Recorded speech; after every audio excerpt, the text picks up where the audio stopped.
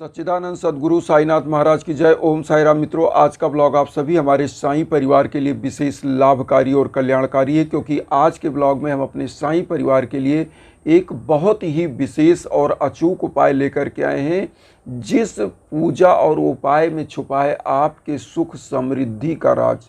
आपके घर के 7 जन्मों की निर्धनता समाप्त होगी। आपके घर में जो भीषण बाधाएं किसी भी प्रकार की किए कराए की या किसी भी प्रकार की बाधाएं वह समाप्त होगी, क्योंकि आप लोग सब लोग जानते होंगे कि साईं बाबा अपने पूरे जीवन काल खंड में दूसरों के दुख से ही वह दुखी होते थे, दूसरों के लिए हमेशा चिंतित होते थे, दूसरों के परोपकार के लिए ही उन्होंने अपना पूरा जीवन समर्पित किया था। यहाँ तक कि बाबा जो भिक्षा मांग कर लाते थे वह भी भोजन बना के लोगों में वितरित कर देते थे। बाबा लोगों का रोग दोष कलेश विकार हमेशा दूर करते रहते थे शिरडी में, और वहाँ पर वह एक काम जरूर करते थे। आप सब लोगों को पता होगा कि द्वारका माई में बाबा एक दीप प्रज्वलित करते थे और उस दीप को प्रज्वलित करके हमेशा एकटक देखते थे। तो आज जो हम उपाय लाए हैं साईं बाबा का, एक ऐसा उपाय कि जो आपके जीवन में भीषण बाधाएं हैं, आपके कार्य क्षेत्र में असफलताएं मिल रही हैं, आपके घर परिवार में जो बिजनेस है, नौकरी है जिसमें प्रमोशन नहीं मिल रहा है, बिजनेस घाटे में चल रहा है, तो वह सब आपकी मनोकामनाएं पूरी होंगी, सिद्ध होंगी। और एक चीज़ मैं आप लोगों को उपाय बताने से पहले यह ज़रूर बताऊंगा कि जब भी भीषण जीवन में कष्ट आए, जब भी कोई बाधा आए, तो आप सभी लोगों को ईश्वर का शरण लेना चाहिए। ऐसे समय में यज्ञ याजन हवन पूजन जरूर कराना चाहिए। इसीलिए मैं आप लोगों को इंस्टाग्राम का लिंक वीडियो में बार बार देता रहता हूं कि आप लोगों को जो भी मुझसे संपर्क हो, मेरे लायक जो होगा वो मैं आपकी हेल्प करूंगा। तो आप उस इंस्टाग्राम के लिंक पर आइए, और यज्ञ याजन हवन पूजन ऐसे समयों में निश्चित कल्याणकारी होता है जब आपका जीवन संकट में हो, क्योंकि लिखा गया है धीरज धर्म मित्र अर नारी आपत्ति काल परखिए चारी। जब आपके जीवन का आपत्ति काल होता है तो धीरज धैर्य धर्म मित्र और आपकी स्त्री की परीक्षा होती है। तो ऐसे समयों में ईश्वर का शरण लेना ही उचित होता है कि आप यज्ञ याजन हवन कराएं। तो आप इंस्टाग्राम के लिंक पर आइए, जो हमारे लायक है वह हम करेंगे। आइए जानते हैं कि इस उपाय को कैसे करना है, क्योंकि यह उपाय आपके जीवन को परिवर्तित करते हैं। छोटे छोटे उपाय जो आप करते हो पॉजिटिविटी बनाते हैं, आपके घर में सकारात्मक ऊर्जा लाते हैं। तो बाबा का कौन सा वह चमत्कारी उपाय है जो आपको करना है और आपके जीवन से कष्ट दूर हों। सबसे पहले आप सभी बंधु बांधवों से हम यही कहेंगे कि बाबा की कोई भी चीज़ अगर आपको स्टार्ट करनी है तो बृहस्पतिवार गुरुवार, जिसको थर्सडे आप बोलते हैं, उस दिन आपको स्टार्ट करना चाहिए, क्योंकि इस दिन गुरु का दिन होता है। और गुरु के बारे में लिखा है कि गुरुर ब्रह्मा गुरुर विष्णु गुरुर्देव महेश्वरा गुरु साक्षात परब्रह्म तस्मै श्री गुरुवे नमः। आज के समय में जो लोग पीड़ित हैं वो क्यों पीड़ित हैं? क्योंकि उनको अपने गुरु के प्रति, अपने माता पिता के प्रति जो गुरु के रूप में हैं, उनके प्रति सम्मान नहीं है। जब गुरु के बारे में आप गलत सोचते हो तो आपका गलत होता है, क्योंकि सबसे बड़ा चीज़ है इस कलयुग में, अगर कोई एक चीज़ आपको सद्मार्ग पर ले चलेगा तो वह गुरु की शिक्षा होती है। आप किसी को गुरु मान सकते हैं और गुरु मान करके उसकी शिक्षाओं पर आप अमल करिए, उसकी बताई हुई बातों पर चलेंगे तो जिंदगी सदा सर्वदा स्वर्ग की तरह होगा। तो सबसे पहले तो साईं बाबा गुरु हैं और गुरुवार को ही उनका उपाय करना है। करना क्या है? बाबा की बहुत ईजी उपाय हम बता रहे हैं जो जीवन में आपके चमत्कारिक सुख लाएगा।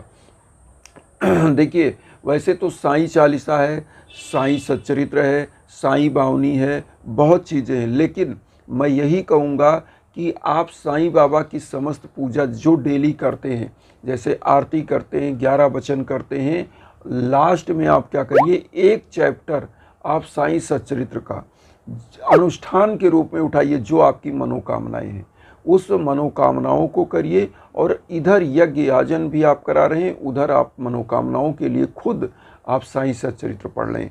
तो करना क्या है, एक लोटा जल लीजिए और उसके बाद थोड़ा सा पीला हल्दी या पीला चंदन कुमकुम का मिल जाए वो आप ले लीजिए।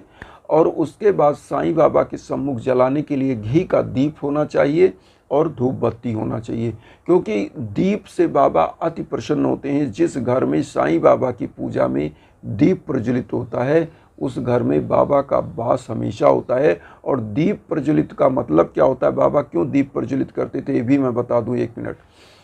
बाबा दीप इसलिए प्रज्वलित करते थे कि इस सृष्टि में जो अज्ञान का अंधकार है उसको मिटाने के लिए और समस्त मानवों में सद्भाव की स्थापना के लिए वह दीप प्रज्वलित करते थे।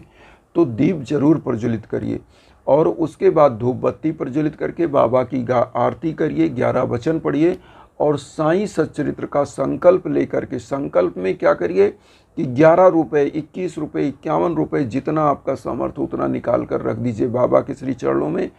और साईं सच्चरित्र का एक पाठ, हम सप्ताह पारायण नहीं करते। सप्ताह पारायण में बहुत लोग कहते हैं मेरे पास टाइम नहीं है, मैं वर्किंग हूँ, ड्यूटी जा रहा हूँ, ये, लेकिन एक पाठ आप पढ़ सकते हैं।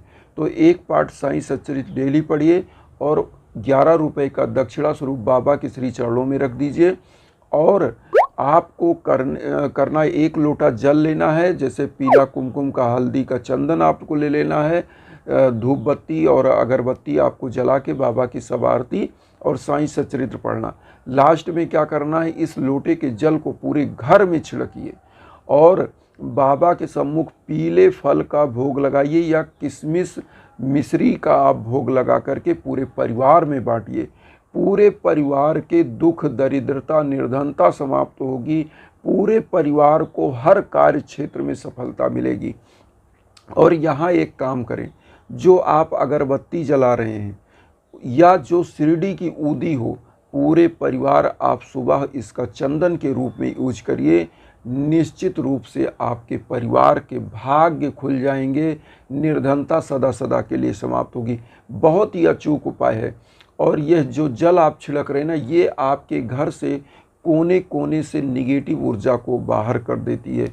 तो यह उपाय ज़रूर करें। और एक चीज़ और बताएं, जो आपने 11 रुपये, 21 रुपये निकाला है, इसको आपको क्या करना है, किसी मंदिर में जिस दिन साईं सच्चरित्र का समापन हो, लास्ट चैप्टर हो, जब आप पढ़ते पढ़ते, तो इस 11 रुपये के किसी मंदिर में ले जा कर के दान पेटिका में आप डाल दीजिए। और एक काम जरूर करिए कि जिस दिन आप स्टार्ट करिए यह साईं सच्चरित्र, उस दिन गरीबों को भोजन या खिचड़ी बना करके ज़रूर बांटिए और उनको फल फूल ज़रूर बांटिए। क्योंकि बाबा जो गुरु होते हैं, गुरु तत्व होता है पीला, तो पीला वस्त्र आप दान कर सकते हैं, पीला फल दान कर सकते हैं और निश्चित रूप से पूरे घर परिवार की मनोकामनाएं सिद्ध होती हैं। क्योंकि देखिए एक चीज़ ये होता है, गुरु की महिमा इस कलयुग में सबसे विशेष है। क्योंकि जो गुरु तत्व को जान गया, क्योंकि कबीरदास जी ने लिखा है कि मूर्ख मारे लाठी से मूल कान फूट जाए, ज्ञानी मारे ज्ञान से अंग अंग विधि जाए। तो आज लाठी की ज़रूरत नहीं है, ज्ञान की ज़रूरत है। और जो व्यक्ति ज्ञान के साथ, धैर्य के साथ आगे बढ़ता है, निश्चित उसी का कल्याण होता है इस कलयुग में। और जो अपने गुरु तत्व की महिमा को हमेशा बखान करके अपने जीवन में धारण करता है, उनके बताए रास्ते पर चलता है, उसका जीवन, उसके परिवार का जीवन हमेशा जिस प्रकार आप स्वर्ग में होते हो, ऐसी कामना के साथ आप जीते हो। हमेशा घर में सुख और प्रसन्नता आती रहती है, खुशियाँ, शांति आती रहती है, धन लक्ष्मी प्रचुर मात्रा में आती है। क्योंकि रामायण में लिखा है, जहाँ सुमति तहाँ संपत्ति नाना, जहाँ कुमति तहाँ विपत्ति निधाना। तो घर में, परिवार में सुमति होगी, एकता होगी, सद्भाव होगा और परिवार निरंतर विकास की तरफ, समृद्धि की तरफ बढ़ेगा। और हमेशा आप लोगों को मैं जो इंस्टाग्राम में लिंक देता हूँ, किसी भी यज्ञ याजन पूजन के लिए ज़रूर आपको कराते रहना चाहिए जब भी जीवन में भीषण कष्ट और संकट आए। तो इन्हीं सब जो विचारों के साथ हम आते हैं, आप सभी लोगों से हम यही कहेंगे कि वसुधैव कुटुम्बकम की भावना के साथ हम लोग चलें और उसमें मुझे भी अपना परिवार बनाइए। चैनल को सब्सक्राइब करके उन साईं भक्तों तक वीडियो को ज़रूर शेयर करिए जो किन्हीं कारणों से कष्ट में, दुख में। इसी भावना के साथ ओम साई राम।